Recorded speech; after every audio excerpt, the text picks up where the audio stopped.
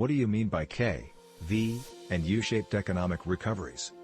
First, let's discuss V-shaped economic recoveries. Any prospering economy hit by a temporary setback will most likely suffer a V-shaped recovery, also called hit me dummy, meaning you punch the dummy and it bounces back immediately. V-shaped economic recoveries are usually applicable for powerful economies which are constantly growing. They are also very familiar to economies where recession is not very common, like developing countries or some developed countries like Singapore. For example, say a student gets 45%, then 48%, then 52%, then 61%, then 71%, then 83%, and then suddenly gets only 52% due to a temporary reason. Maybe the student fell before the exams, and in the next exam gets 67%. That is a V-shaped recovery. There are two types of V recoveries. The first is called a normal V recovery, which means the two top points of the V need not be aligned, meaning that the rate of recovery is not important. The second is called an equilineal V recovery, meaning that both the top points must align or the second point must be above the first point, indicating the economy restored back to its original position or did better. An example would be Singapore after SARS or China after COVID-19.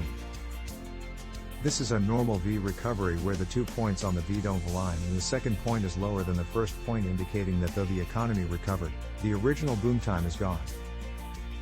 An equilineal V recovery where the economy bounces back to a better position than it was at one point in time.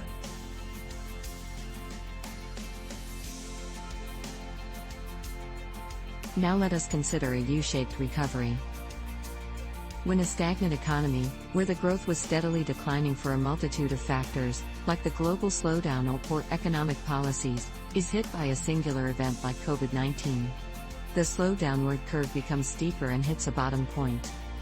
Even after the singular event, let's say COVID-19 is over, the other factors, such as the global slowdown, poor economic policies, and low consumer demand, will ensure that the economy does not promptly recover and the growth stagnates under the weight of the problems before slowly recovering and moving upwards curvilinearly.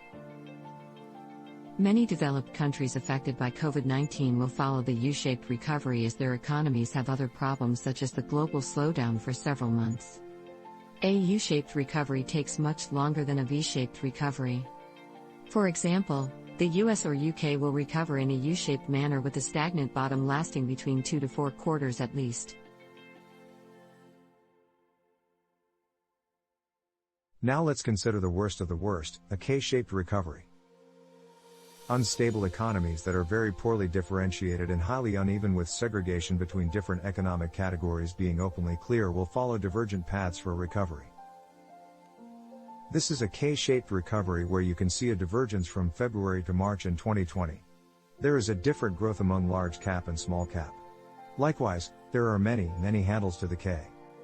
These are the worst and most unstable of economic recoveries, as there is a definite amount of market force suppression and bogus manipulation involved here, since logically an economy is interconnected and has to rise and fall collectively. India and Bangladesh will follow the K-shaped recovery, meaning while the big sectors become rich from share values, the small guys will keep sinking or recover slowly or negligibly due to economic factors. It is a completely bogus and dangerous pattern that must be avoided, or else it will usher in terrible inequality.